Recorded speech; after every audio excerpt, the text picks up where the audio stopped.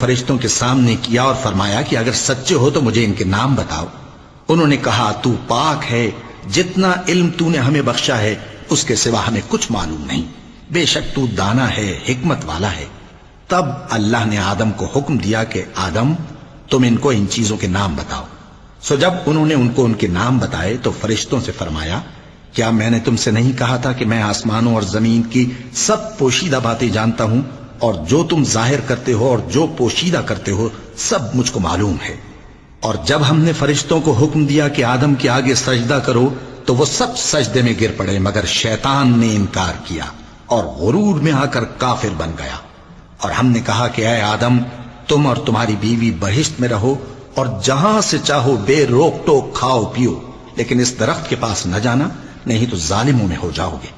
پھر شیطان نے دونوں کو اس درخت کے بارے میں پھسلا دیا اور جس عیش و نشاط میں تھے اس سے ان کو نکلوا دیا۔ تب ہم نے حکم دیا کہ بہشت بری سے چلے جاؤ، تم ایک دوسرے کے دشمن ہو، اور تمہارے لیے زمین میں ایک وقت تک ٹھکانہ اور معاش مقرر کر دیا گیا ہے۔ پھر آدم نے اپنے پروردگار سے کچھ کلمات سیکھے اور معافی مانگی تو اس نے ان کا قصور معاف کر دیا۔ بے شک وہ معاف کرنے والا ہے، بڑا مہربان ہے۔ ہم نے فرمایا کہ تم سب یہاں سے اتر جاؤ، جب تمہارے پاس میری طرف سے ہدایت پہنچے تو اس کی پیروی کرنا کہ جنہوں نے میری ہدایت کی پیروی کی ان کو نہ کچھ خوف ہوگا اور نہ وہ غمناک ہوں گے، اور جنہوں نے اس کو قبول نہ کیا اور ہماری آیتوں کو جھٹلایا وہ دوزخ میں جانے والے ہیں اور وہ ہمیشہ اس میں رہیں گے۔ اے آل یعقوب، میرے وہ احسان یاد کرو جو میں نے تم پر کیے تھے، اور اس اقرار کو پورا کرو جو تم نے مجھ سے کیا تھا۔ میں اس اقرار کو پورا کروں گا جو میں نے تم سے کیا تھا، اور مجھی سے ڈرتے رہو۔ اور جو کتاب میں نے اپنے رسول محمد صلی اللہ علیہ وآلہ وسلم پر نازل کی ہے،